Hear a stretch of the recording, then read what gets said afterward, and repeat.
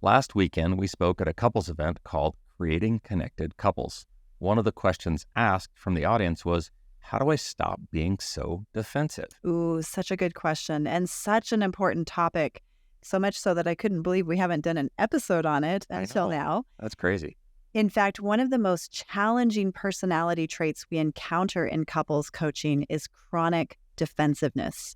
In today's episode, we're going to talk about why we think this is such a problem in relationships and what you can do to fix it.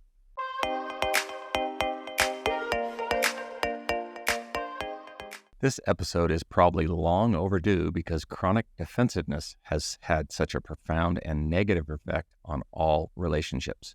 When we sit down with couples and explain the harmful effects of defensiveness, they soon realize how much of a drag this habit has had in their relationship. And often, it is the most difficult hurdle they have to cross as a couple. Defensiveness is so corrosive to relationships.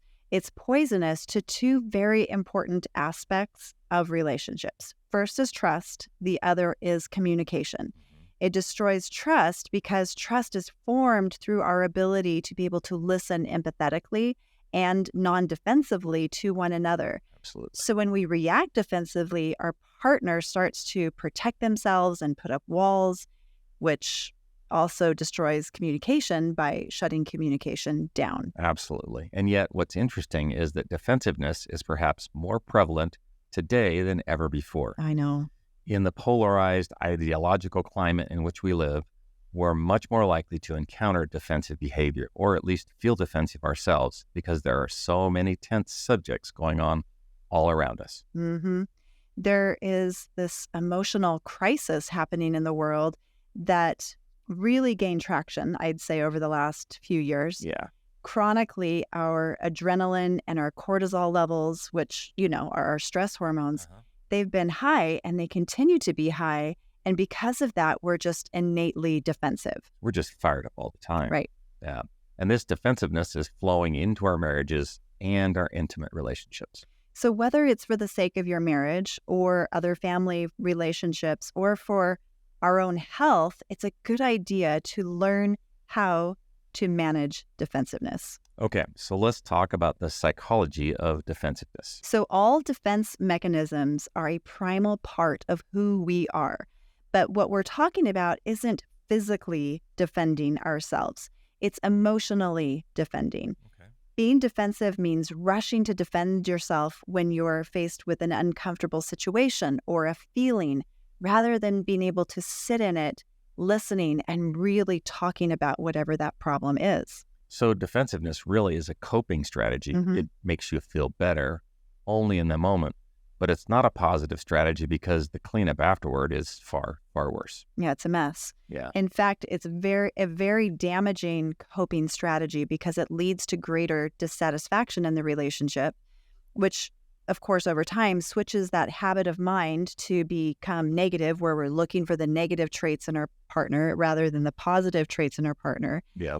And also, it builds resentment, and it's going to, again, erode trust and shut down that communication, which, of course, is going to stop all progress towards creating compromise. Yeah, and compromise is so important when you're trying to have a conversation. Or when you have a conflict and you're trying to find some middle ground. Yeah.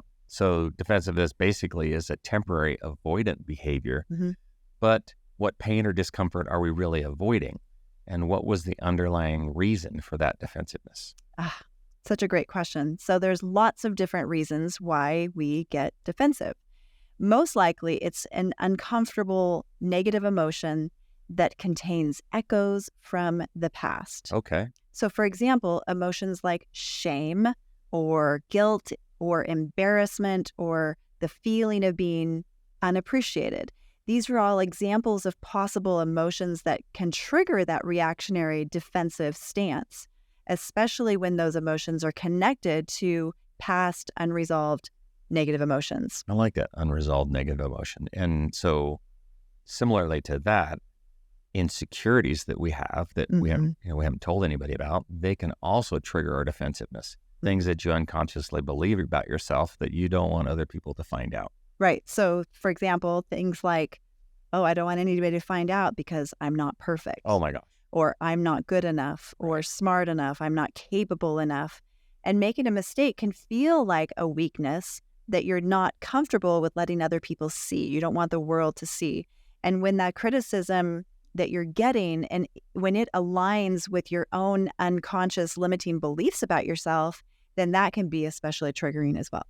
So defensiveness can also be triggered by past unresolved negative experiences or traumas. For example, if you grew up with a judgmental, highly critical parenting style, we may be hypervigilant to avoid perceived micromanaging or any controlling behavior because we don't want that in our life. So we act or react with defensiveness, like, don't put that on me.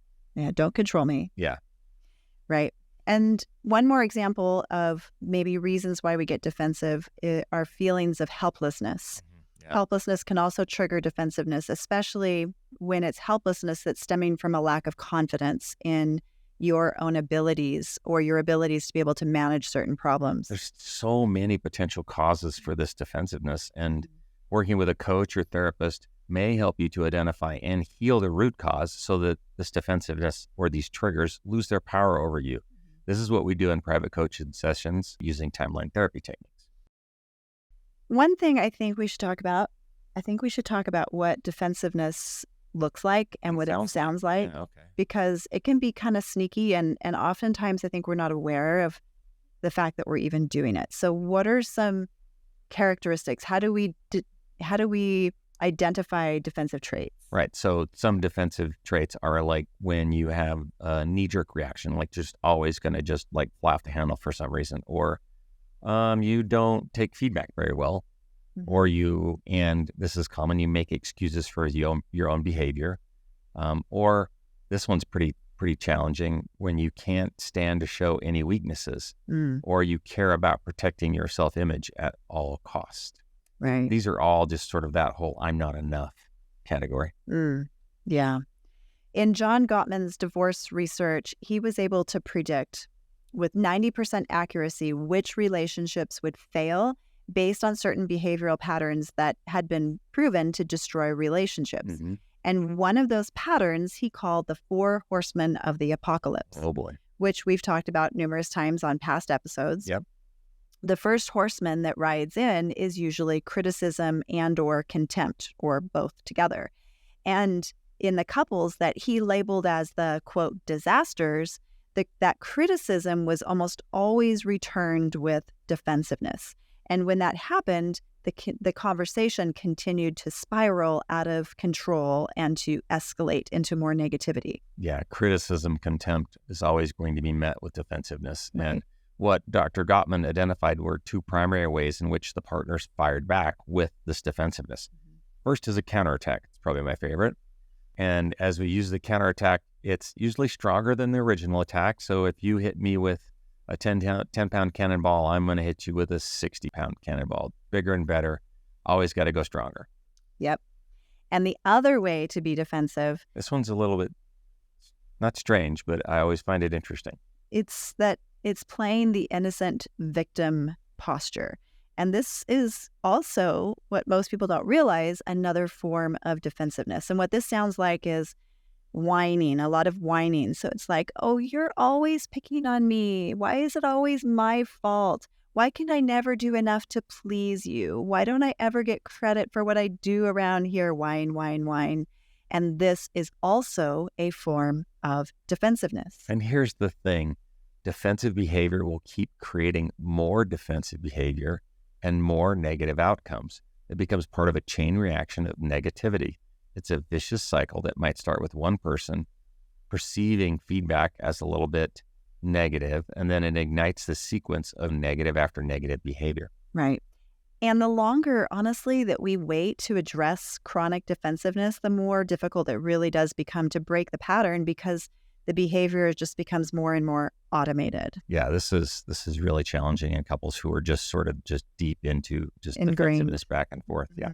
So let's talk about solutions. So the question is it possible to downregulate or slow down this defensiveness in our relationships? Yes. Okay, so we have some suggestions.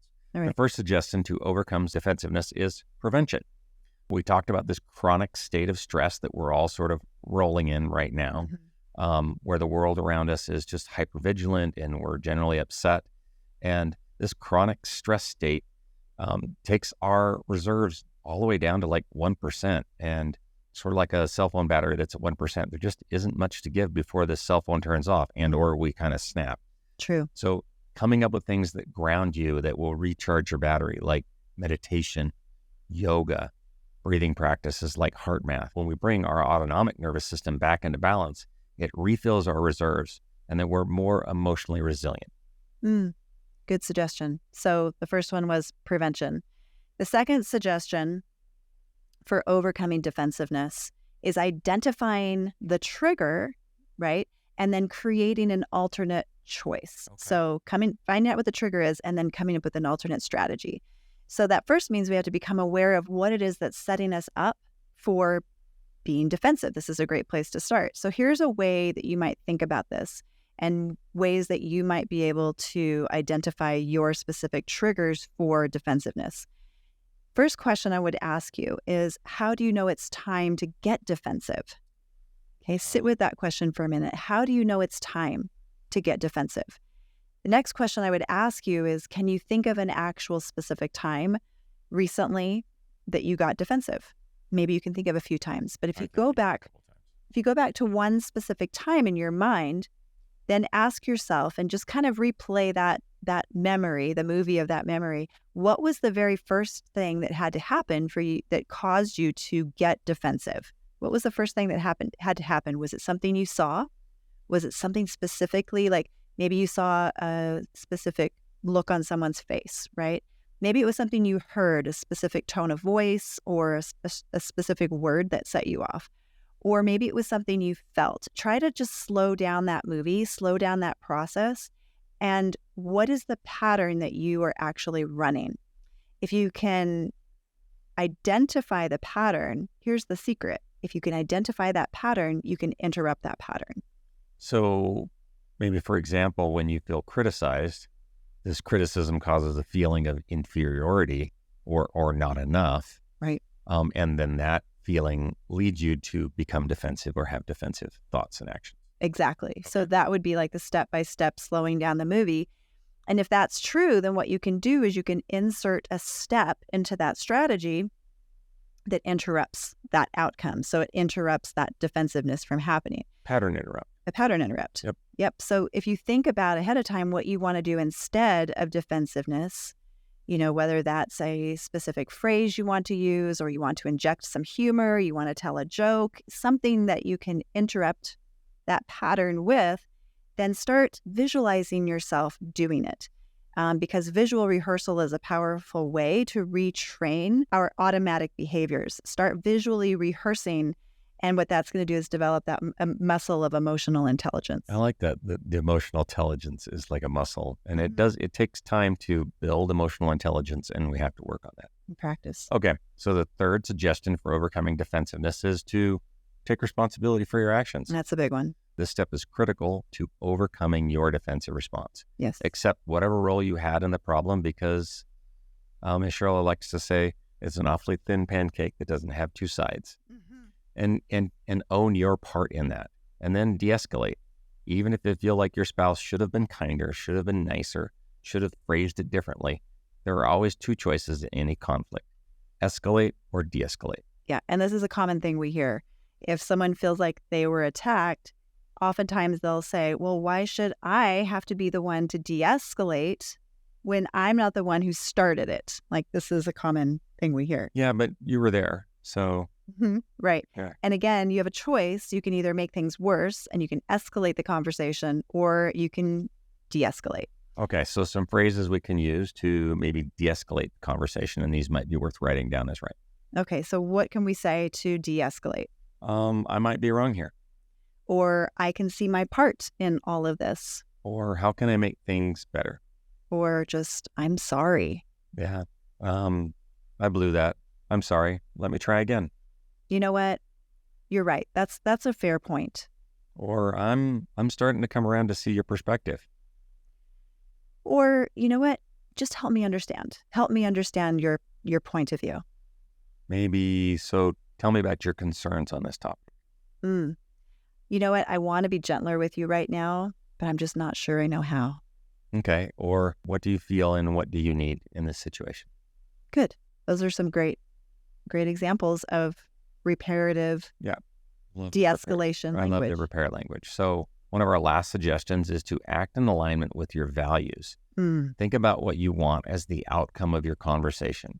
If you think that winning is the outcome of the conversation, then maybe we suggest that you think about something else. What are the values that are important to you in the context of your relationship?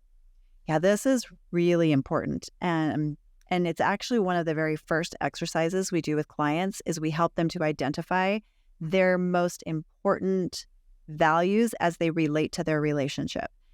This is so that they can start making decisions and act in a way that's in accordance with these values, these things that are so deeply important to them, both on a conscious level, but also on an unconscious level. Absolutely. When we don't act in a way that is in an integrity with our values, it causes so much internal strife and stress and conflict.